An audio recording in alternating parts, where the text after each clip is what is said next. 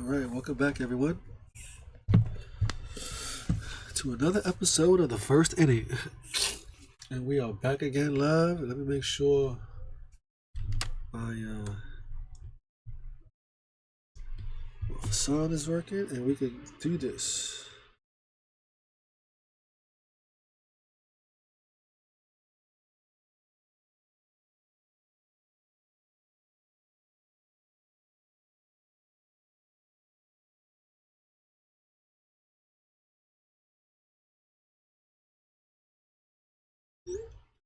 All right, let me make sure I have audio and we can start this show.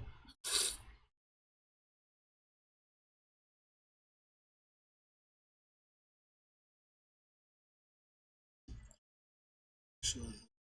All right, perfect. We got audio. Let's start this show. All right, and welcome back, everyone, to another episode of the first inning. So we got a lot of news to talk about before the ending of the year, and we're gonna do that now. And so, first of all, this is all you need to know about baseball right here. You don't need to go to any other podcast. We got you right here. So we're gonna go down the line through all the different uh breaking newses and let you know what's happening.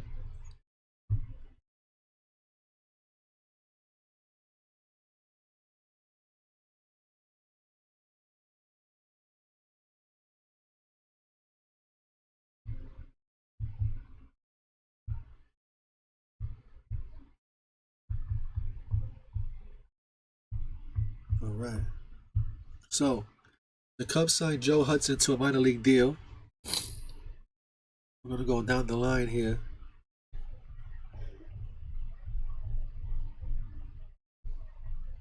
I lost my cursor.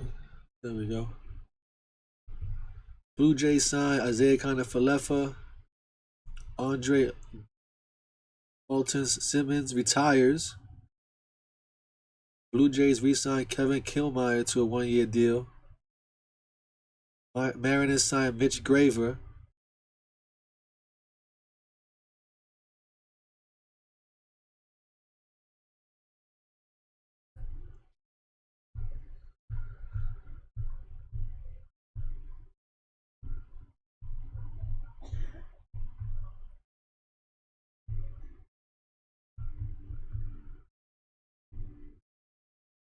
So and the Padres signed Yuki Matsui to a 5-year deal.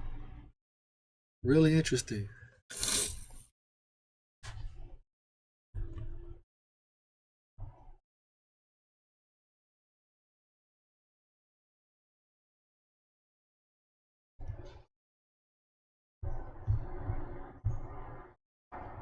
The Cubs have signed catcher Joe Hudson to a minor league deal with an invitation to minor league spring training.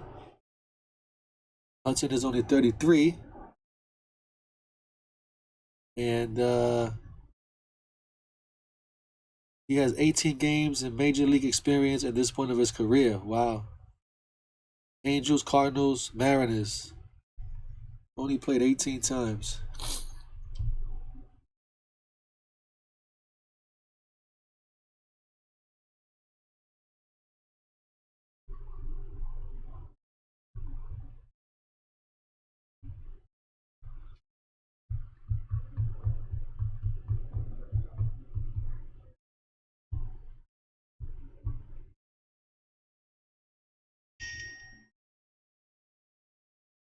Oh, thank you. Thank you, thank you, thank you. Now the Blue Jays signed Isaiah Kiner-Falefa. The Blue Jays have signed him to a $5 million deal.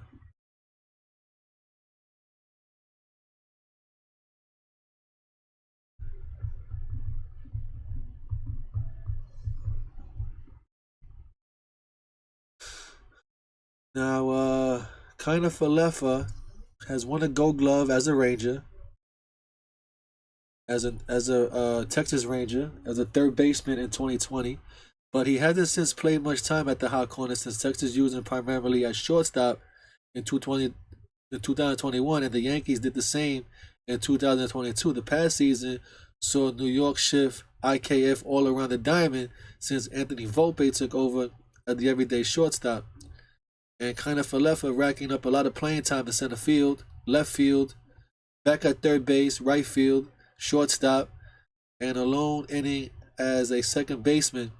The public defense metrics are mixed on his outfield work, but Isaiah Kiner-Falefa graded pretty well as an infielder, particularly in his return to third base. Well, he's been a hell of a utility player.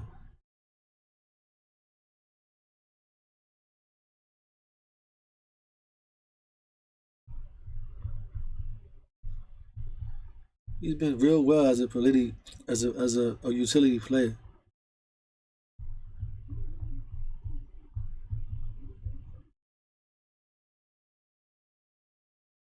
So it's amazing.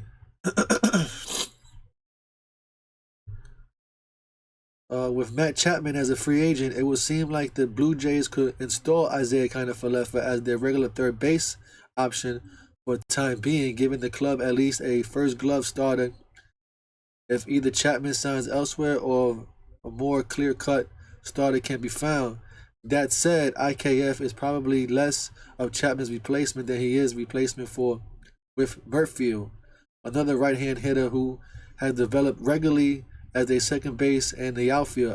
Kind of Falefa adds even more versatility since Merrifield played every little third base on and no shortstop. Now we're gonna stay on the Yankees and talk about Estevan Florial. He's been acquired by the Guardians. Sad to see him go, but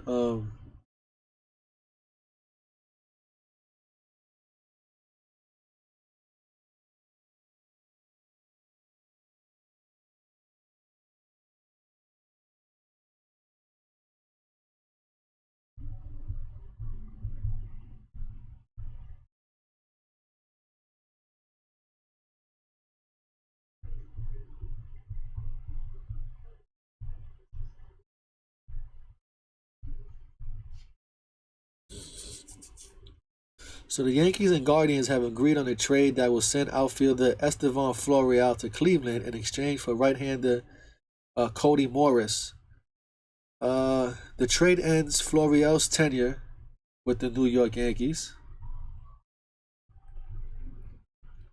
with whom he signed out the Dominican Republic back in 2015 after posting solid numbers in his lower levels of the minor league during his teenage years and reaching the high A level before his 20th birthday. Florial began getting a buzz as a consensus top 50 prospect throughout the sport prior to his 2018 season. Uh, Unfortunately, things came off the rails for Florial somewhat for the outfielder struggling in the high A level in both 2018 and 2019. He made his big league debut during the shortened 2020 season and since then has served as a depth outfielder for big league Yankees with 48 appearances in the majors total in his 4-year big league career.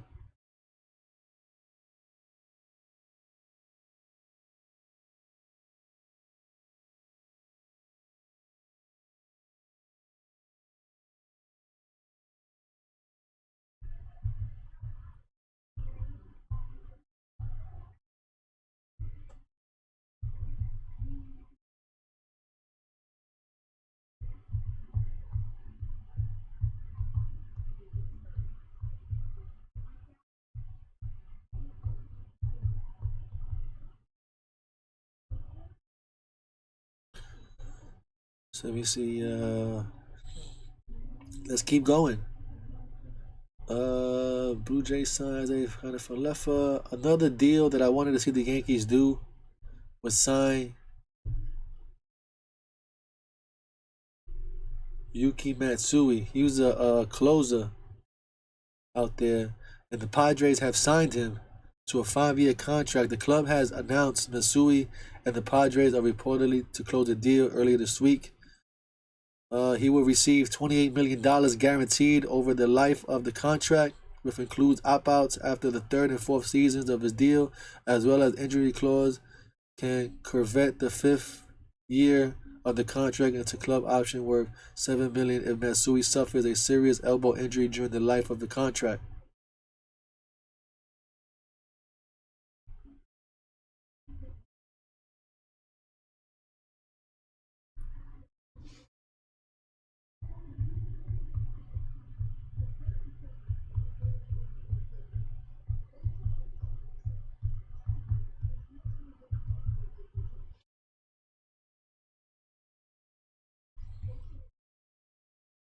Now, the deal represents San Diego's first significant buy-slide move of the offense and the first major move since trading star slugger Juan Soto and center fielder Trent Gushman to the Yankees earlier this month for a 5-player package headlined by right-hander Michael King and Drew Thorpe. If a somewhat unusual deal in the right-hander Robert Scher's agreement to the Padres and the record-breaking deal between the star closer Edwin Diaz and the Mets, both of which were signed last offseason and the only contract for free agent relievers to, to suppress 5 years.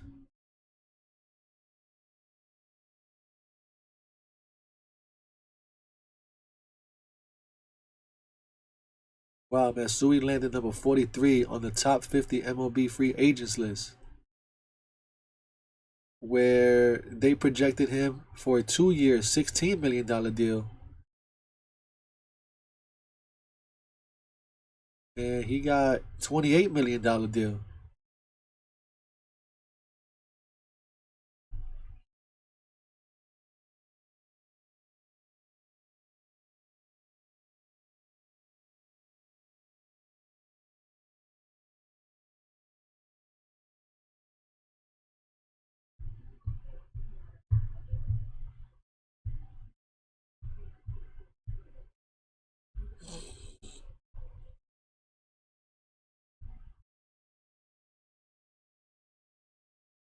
Let's see. Let's keep going down the line on news here. The big one is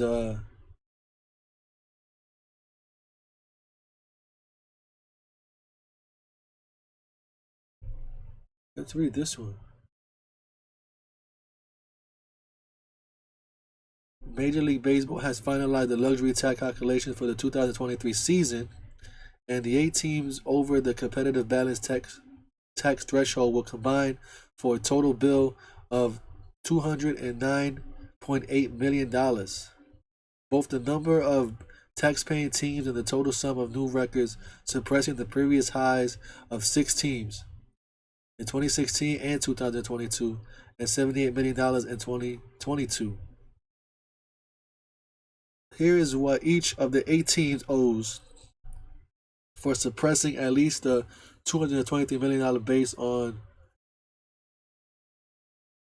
the competitive balance tax threshold.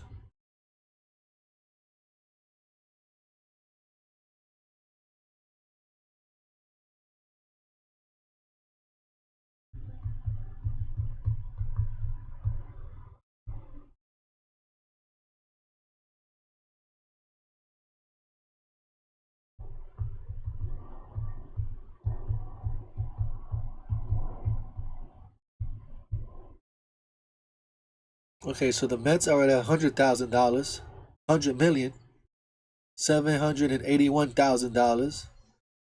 The Padres are at $39.7 million. The Yankees are $32.4 million. The Dodgers are $19.4 million. The Phillies are $6.98 million. Blue Jays is $5.5 million. Braves are $3.2 million. Rangers are $1.8 million.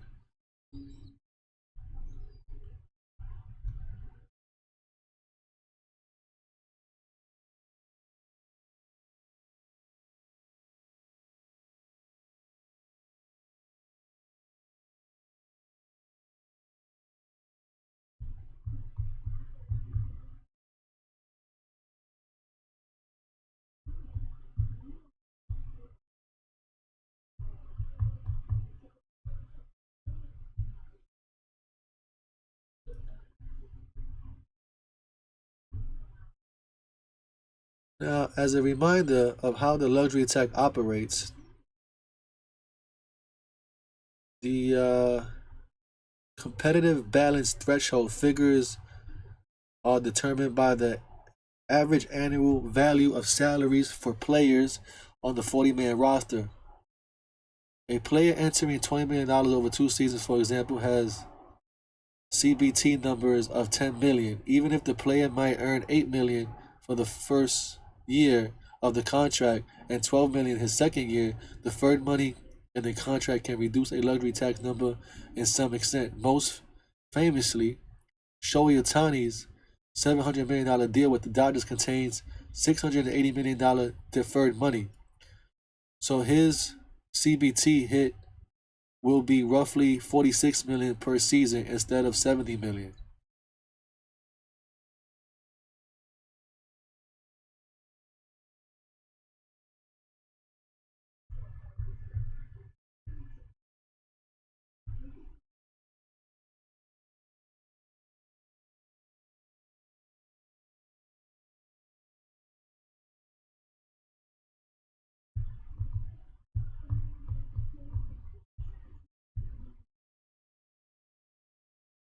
Now, a team is considered a first-time payer if they haven't spent above the CBT threshold in the previous season. A first-time payer would owe 20% surcharge on any dollar spent between 230 million and 253 million.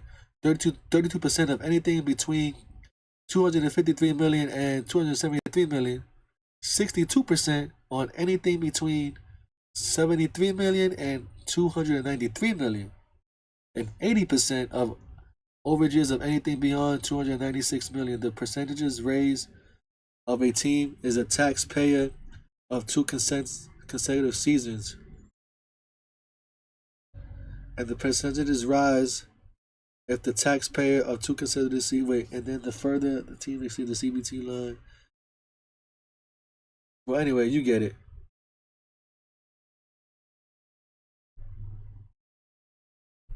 Talk about more MLB news.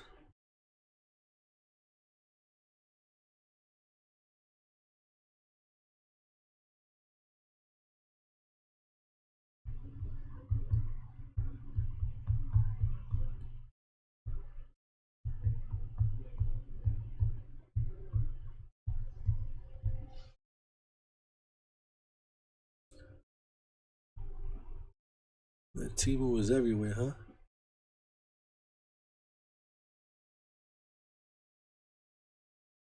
Now, as of 2000, is it December 21st?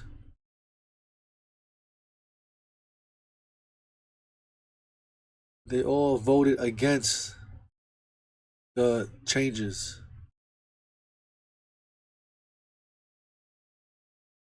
So there won't be modifications to the pitch clock or other rule changes. So they ruled against it.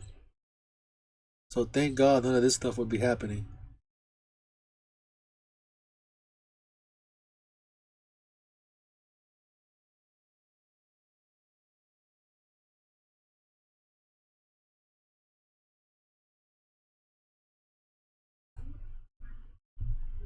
Red Sox got another batter.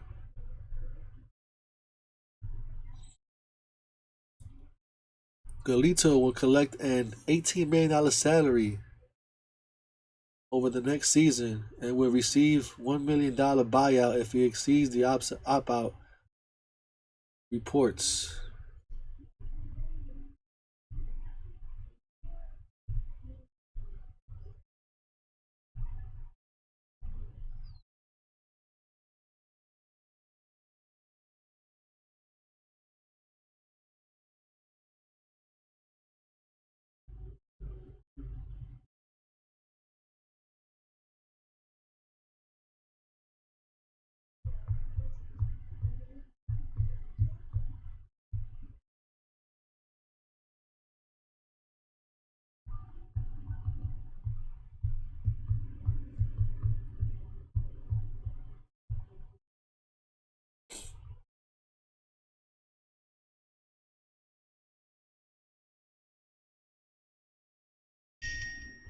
So it's happening. Ah, thank you, thank you.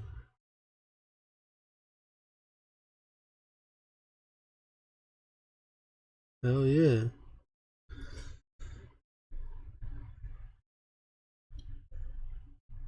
So the Mariners, let's go to the Mariners now.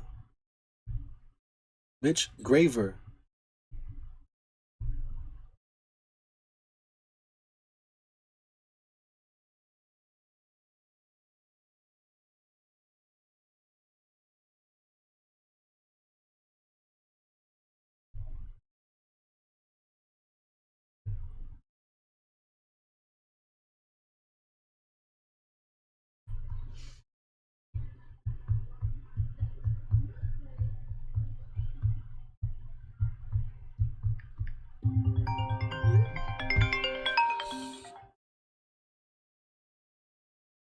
Hello?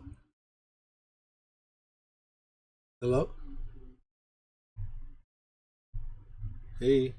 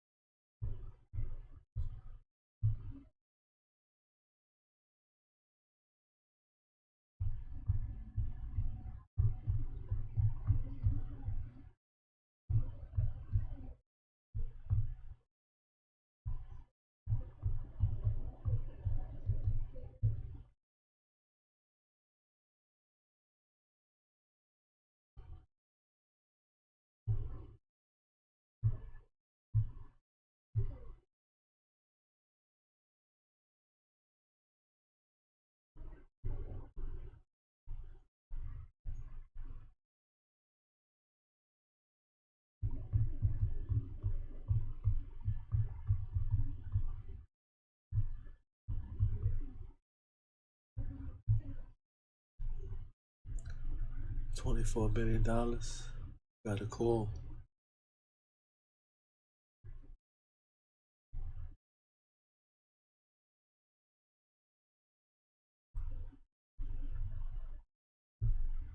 White Sox time.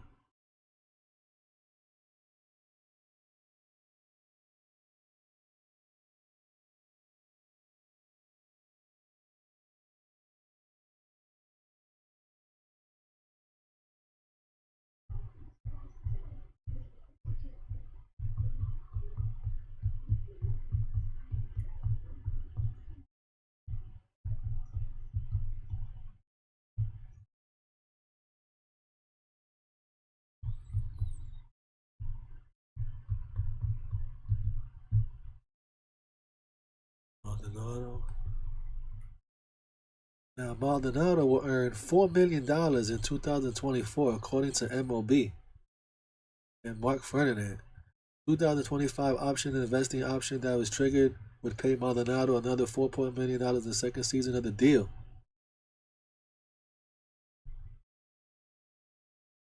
But that's all we have for today.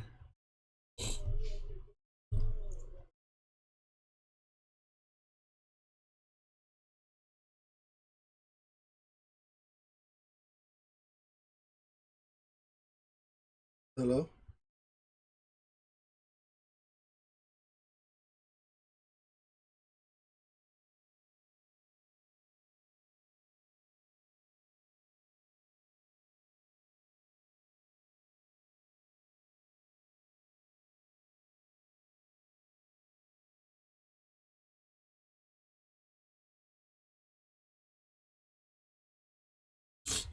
All right, so I'm going to get out of here and disconnect. We'll be back again on Tuesday for the beginning of the year. It's the final year of 2024, and I'm gonna thank everybody for watching. And so long, everybody.